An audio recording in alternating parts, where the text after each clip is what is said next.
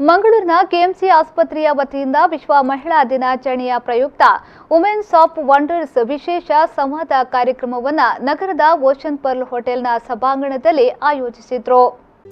March 8 ವಿಶ್ವ ಮಹಿಳಾ ದಿನಾಚರಣೆ. ಮಂಗಳೂರಿನ ಕೆಎಂಸಿ ಆಸ್ಪತ್ರೆಯ ವತಿಯಿಂದ ವುಮೆನ್ಸ್ ಆಫ್ ವಂಡರ್ಸ್ ವಿಶೇಷ ಸಂವಾದ ಕಾರ್ಯಕ್ರಮವನ್ನು ಆಯೋಜಿಸಿದ್ರು.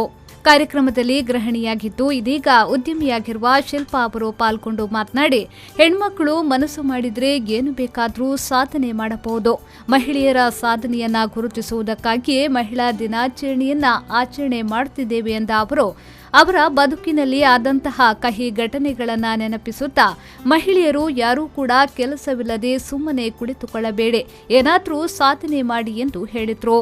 ಈ ವುಮೆನ್ಸ್ ಡೇ ಇರುವುದೇ ನಮ್ಮ ಹೆಣ್ಮಕ್ಳು ಮಾಡಿರೋಂಥ ಸಾಧನೆಯನ್ನು ದೊಡ್ಡ ಮಟ್ಟದಲ್ಲಿರ್ಬೋದು, ಸಣ್ಣ ಮಟ್ಟದಲ್ಲಿರ್ಬೋದು, ಎಲ್ಲದನ್ನು ಒಂದು ವೇದಿಕೆ ಅದು ಮಾಡಿ ಅದನ್ನು ಎಲ್ಲರಿಗೂ ಪರಿಚಯ ಮಾಡಲಿಕ್ಕೋಸ್ಕರನೇ ಒಂದು ವುಮೆನ್ಸ್ ಡೇ ತುಂಬ ಸಹಾಯ ಆಗಿದೆ.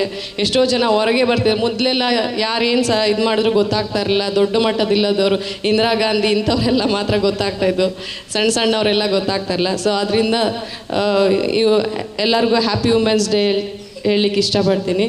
ಮತ್ತು ನನ್ನ ಜರ್ನಿ ಬಂದು ನಾನು ಹೌಸ್ ವೈಫ್, ಅಂದರೆ ನನಗೆ ಮನೆ ಬಿಟ್ಟು ಬೇರೆ ಏನು ಗೊತ್ತಿಲ್ಲ. ಹಸ್ಬೆಂಡು, ಫ್ಯಾಮಿಲಿ, ಮನೆ ಇಷ್ಟೇ. ನಾನೊಂದು ಮಿಡ್ಲ್ ಕ್ಲಾಸ್ ಫ್ಯಾಮಿಲಿ ಹುಡುಗಿ. ಸೊ ನಮ್ಮದು ಅಗ್ರಿಕಲ್ಚರ್ ಫ್ಯಾಮಿಲಿ ಹಾಸನಲ್ಲಿ. ಮಂಗಳೂರು ಊರೇ ಹೊಸತು ನನಗೆ. ನನ್ನ ಕುಟುಂಬ ಬಿಟ್ಟು ಬೇರೆ ಯಾರೂ ಪರಿಚಯ ಇರಲಿಲ್ಲ.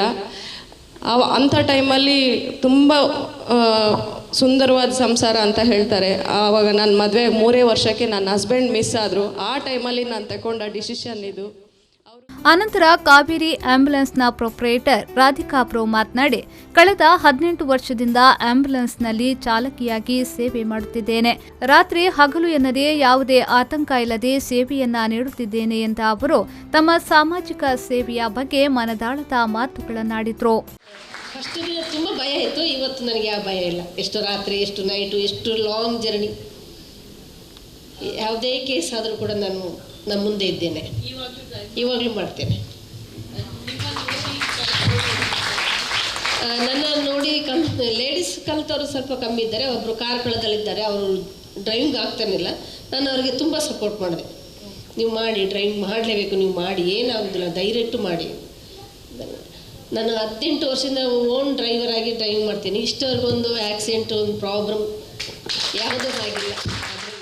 ಈ ಸಂದರ್ಭ ಕಾರ್ಯಕ್ರಮದಲ್ಲಿ 2019ರ ಏಷ್ಯಾ ಪೆಸಿಫಿಕ್ ಇಂಡಿಯಾದ ಫಿಟ್ ಮಾಮ್ನ fitness consultant Nayana Shetty, Divya D'Souza, KMC ಆಸ್ಪತ್ರೆಯ ಕನ್ಸಲ್ಟೆಂಟ್ ಡಾಕ್ಟರ್ ವಿದ್ಯಾಶ್ರೀ ಕಾಮತ್, ಪತ್ರಕರ್ತೆ ಹರ್ಷ ಭಟ್ ಉಪಸ್ಥಿತರಿದ್ದರು.